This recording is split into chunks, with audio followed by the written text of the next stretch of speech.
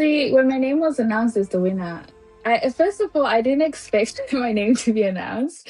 Not because I didn't believe myself as a winner, but because when I entered Miss Culture International, it was more about representing who I am, being able to carry myself on stage and have a good time, enjoy myself. So yes, the ultimate goal was to win, but the goal behind everything that I did was to represent myself and make new sisterhood. So when my name was called up, I was a bit in a shock, but I was also taken back to that moment when I was that young Zimbabwean girl on the stage. And I was like, I wish I could go on the international stage. And being an international winner, it truly meant the world. I just could not suppress my emotions. I really wanted to cry, but at the same time, I wanted to scream, wanted to be happy. So it was very much a mix of emotions. So many Zimbabweans have been curious about your journey as someone proudly of Zimbabwean heritage. What inspired Mhm. you to take that decision to represent Australia at Miss Culture International? The decision behind me representing Australia. So after I did Miss Australia pageants, I was actually approached by the organization, and they said that they were very impressed with um, my ability to do what I did for Miss Australia pageants, and they asked me if I could represent Australia on the international stage.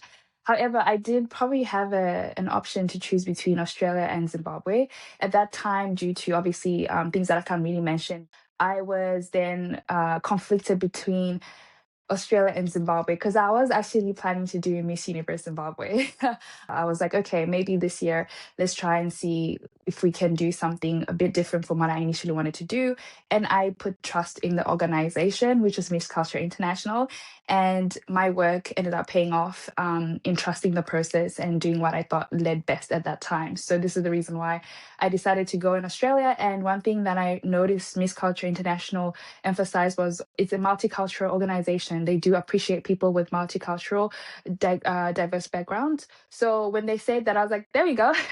I can actually represent Zimbabwe and Australia at the same time and be proud of where I'm from, and be proud of where I'm staying currently. What did it mean to carry both your Australian representation and your Zimbabwean identity with you on the global stage?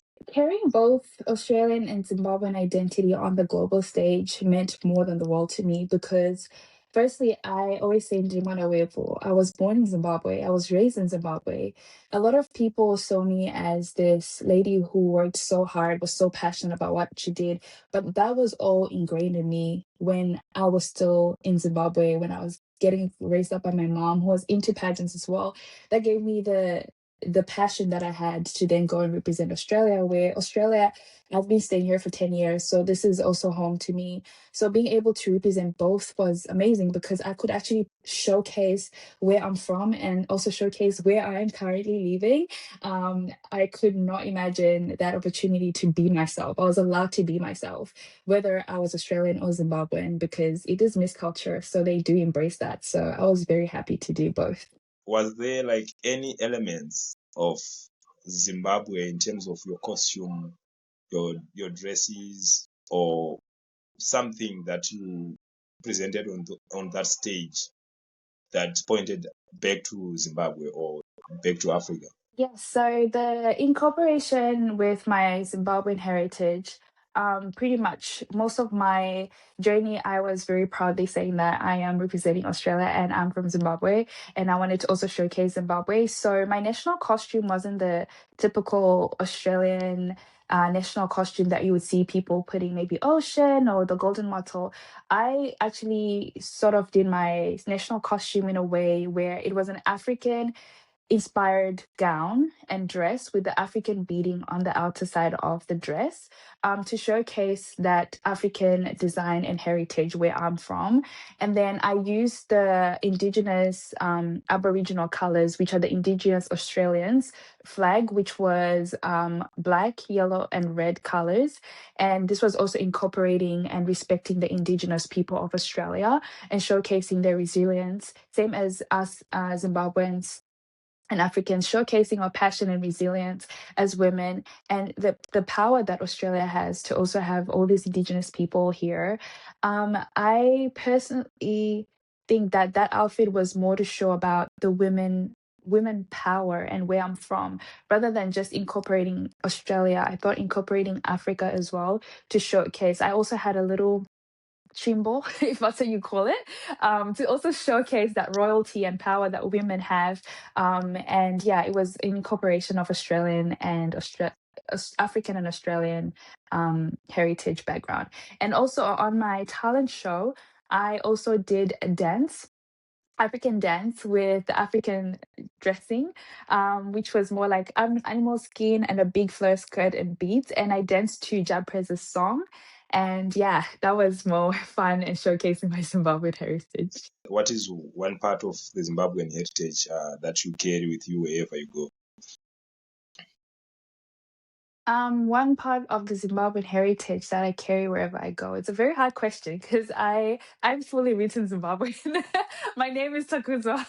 My first name is Takuzwa, so I carry Zimbabwe wherever I go. However, I think one thing I always say that I really love this saying is "Ndirimwana wevu."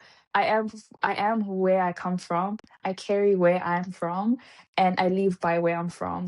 A lot of people talk about my personality. Oh, you're so humble. You're so hardworking. It's because I came from a country where there are a lot of hardworking people, and I try my best to incorporate that in every time when people ask me where I'm from. It's I'm proudly from Zimbabwe. Yes, I live in Australia, but I do come from Zimbabwe, and I am Wanawevu. That's the best way I can stand proudly by it. So yeah, my biggest sacrifice ever since I became Miss Culture International. So I believe like the crown itself was definitely the goal of obviously winning. However, there's so much more to just me winning this crown. It's the opportunity to be able to showcase who I am, using this crown to showcase my multicultural background, which is Australia and Zimbabwe. So the biggest challenge, or actually biggest sacrifice that I had to make was I was actually working as a full-time nurse. But because of this title, I was kind of also forced to sort of think of my career at the moment in this year. And it sort of made me go into leaving my full time job into actually doing more, something more casual, more flexible, because I'll be traveling to different countries in the next year of my reign. And obviously, in terms of like story and background, I obviously wanted to carry the woman that I've sort of like made myself to be, carry the strong identity that I have, the stories that I have of losing everything and building myself up, especially in a immigrant sort of lifestyle, and being able to build myself to be able to be on an international stage and represent Australia and win and represent who I am as well. There is definitely a big story behind it. However, I believe my reign, I wanted to make an impact and a difference. Not because I just wanted to make an impact and people to know my name, but I actually wanted people to know where I'm from, which is Zimbabwe. People to learn more about Australia, multiculturalism, because a lot of people don't think that we are a multicultural, diverse background. So being able to showcase that we Zimbabwean queens, that we are uprising, we're doing so well internationally, and I want to showcase that as Zimbabwean queens on the international stage, we're able to secure a crown, we're able to get an international title, not because we are just working hard, but because of who we are and our background, and being able to execute everything we can, even coming from different economy, different backgrounds, different heritage. So yeah, I think the biggest sacrifice I had to do was obviously lose my job over this crown, but I'm back working, but more in a flexible role. Leaving a job for the crown, is it worth it?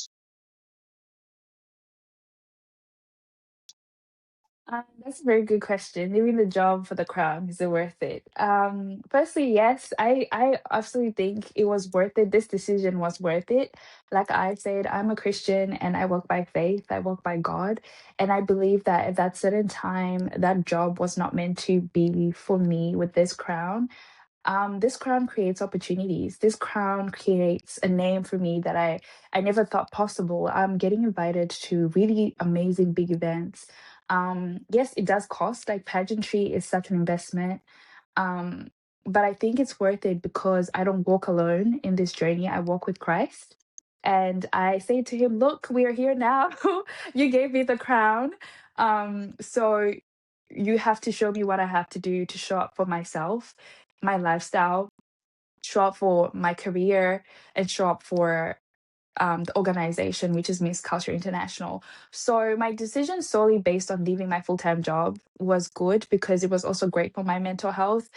Being able to then balance the business of the crown, because as an international crown representative, you have to pretty much travel the world. You have to showcase what it means to be Miss Culture International, not Miss Culture Australia or Zimbabwe, because now I represent all the countries. And it's also just the idea of me actually being able to get a job that's more flexible for this title. So I feel like I can still work. And if I'm not available, I can still then just say, hey, like I'm not available during this time, and still be able to raise for myself and still be able to sustain myself in this economy. Um, it has been hard, I'm not gonna lie. But I'm a very passionate person, and I do have different projects that I'm working on, which is currently also the co-license holder for Miss Culture Australia. So also planning all those things, appearances, traveling. It's a lot of time consuming being like itinerary. So I have to really think what's best for me, what's best for my mental health, and what's best for what the year could look like depending on all the goals that I've planned. I believe this was my greater goal was I didn't want to contest forever. I wanted to actually be able to be in a position where I advocate for contestants. I'm in a leadership role where I'm actually supporting contestants. I do love it. I love everything that I've been building so far and everything that we've been working on with the national director, who is actually luckily my sister, and we have been doing pageants since I was a teen. So it's great to work together because there's certain things that we want to be able to also um, bridge the gap between cultural Australia and just pretty much what people know about culturalism in Australia.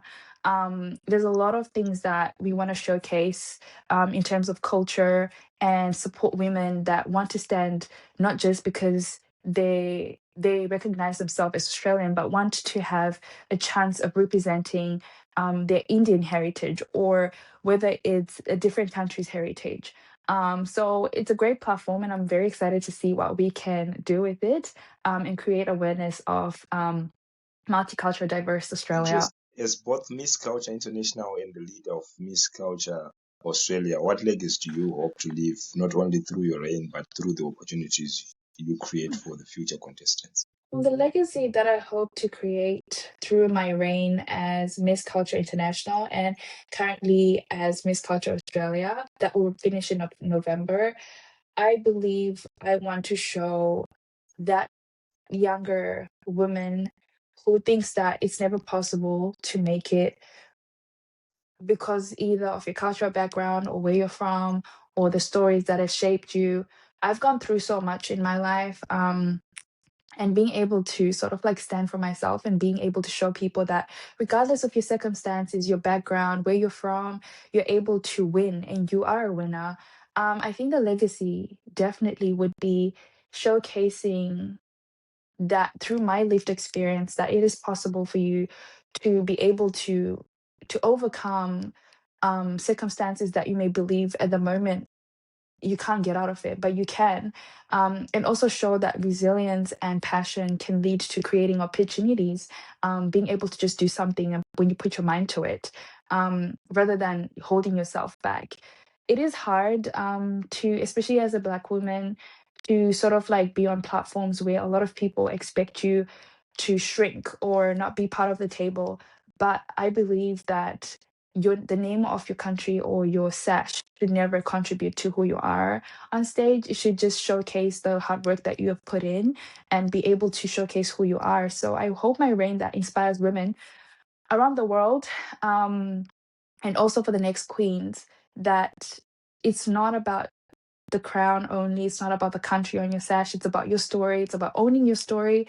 It's about being able to stand and believe in yourself and build a legacy that you truly believe is within you, not about what's around the world, but pretty much what's inside your heart, like me. So I live my life, and hopefully one day I'll impact someone with the way I do everything. So whether it's charity, whether it's me making content, whether it's me talking to people, The message that I want to leave for my queens watching, all the girls that are watching that will see themselves with this crown one day or a different crown on an international stage, the biggest message is be who you are the best way possible.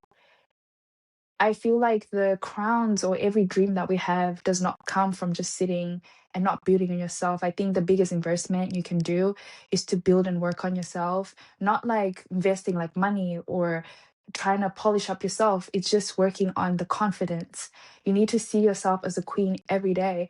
I started on a small stage in Zimbabwe at Miss Eagles Bell, and I never thought that the younger me would be now standing on a Miss Australia stage, let alone Miss Culture International stage. Let that be an inspiration that no matter your circumstance or your background, again, you are you, and the work that you put in, the world is watching. Whoever is watching will give you opportunity. Miss Culture International saw me become a first runner up for Miss Australia pageants, and they wanted me. And I went to that organization and I won, not because I had a great exposure or I had marketed myself great, but someone was watching. So be the best version of yourself every day, because someone will watch and approach you and give you an opportunity, because you're living your life the best way possible. You're investing in yourself, investing in your confidence, investing in your work, how you talk, how you represent yourself. Because a lot of people think it's a small thing. When you wake up, go outside, you're not dressed up, you're not carrying yourself well, you're not showing up for yourself online, there is someone watching. So always invest in yourself, learn how to be confident in yourself, learn how to tap into your dreams, put God first, walk with Him. If you are a Christian, or it depends whatever religion you are, the biggest thing is believing who you are, because no one will ever be a winner, or you can't be a winner if you don't see yourself as a winner first. I believe the crown is not worn from just showing up the week of the pageant or 3 weeks of the pageant. You have to prepare your whole year. So, for example, right now I'm an international queen. I know next year that I'm going to be handing over this crown, but I'm actually preparing my year starting now, so that when I go to hand over my crown, I am already prepared. Like, I have my team working on my outfits for next year. The content is already starting to sort of like roll out, because what's the point of you showing up for the week of the pageant if you can't show up for the training and the preparedness? I think you need to be very prepared. So when it comes to voting and support, I think whatever the queen does during her preparation and how she involves either the community, pageant support, reaching out to, for example, if you're going to Indonesia, start following all those pageant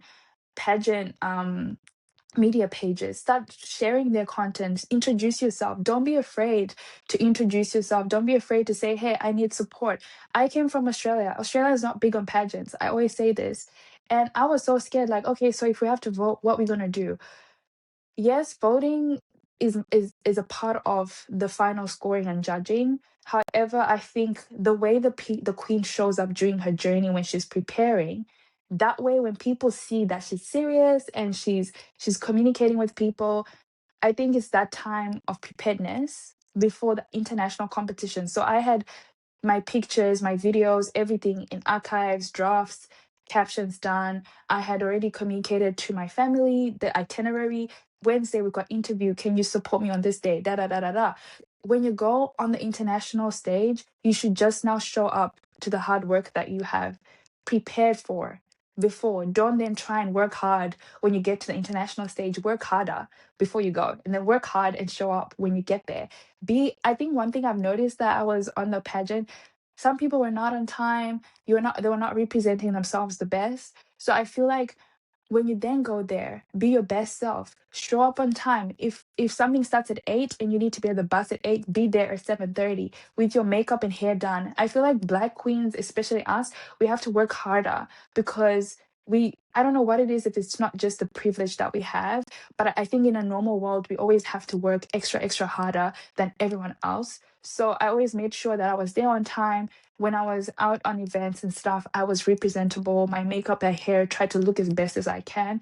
And I think as well, your character and personality also showcases to the judges who you are. So start posting before, you know, encourage people to follow your journey, because the organization can see it before you go there. There's no point of you starting to post and do things when you get there when before you've been quiet. So I think it's a strategy that you have to use pretty much the whole reign, not just when you go on international. What exciting projects or Mhm. initiatives or milestones can we expect from you during your reign and your new role? For my reign, my initiative, I'm going to be actually announcing it on the 22nd of August, but it's going to be called Cultures Without Borders.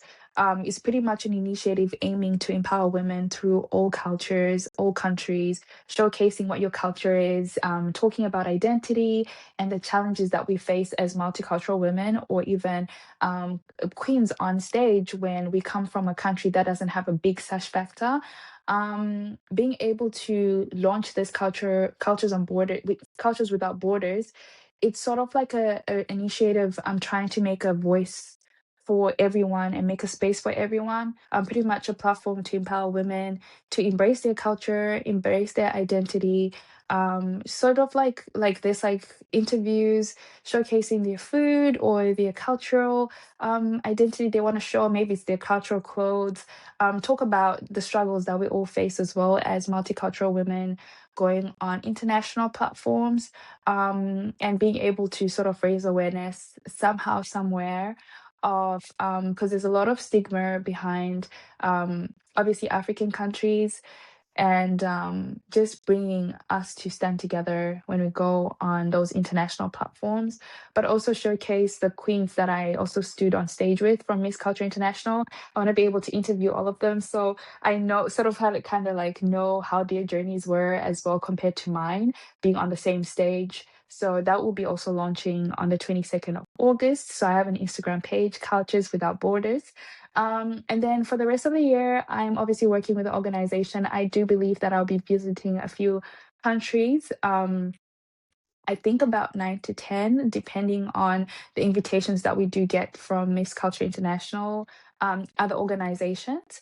And then for Miss Culture Australia, hopefully crown our new Miss Culture Australia that we'll be supporting to go on the international stage, same as Mr. Culture Australia and Miss and Mr. Teen Culture Australia. And when it comes to Zimbabwe, I really want, it's a bit of a personal project because as much as I want to be able to support Australia, I also want to be able to get our first queen and Mister to go on the international stage and represent Zimbabwe. So hopefully I am able to come to Zimbabwe, who knows? But I really want to be able to build a platform where we Zimbabweans, Africans, we stand together and we make a name for our countries on the international stage as well, because I believe Zimbabwean pageantry is really coming up and big, and it's such a good thing to see getting support from different people within the world, knowing Zimbabwe is becoming a big pageantry country now.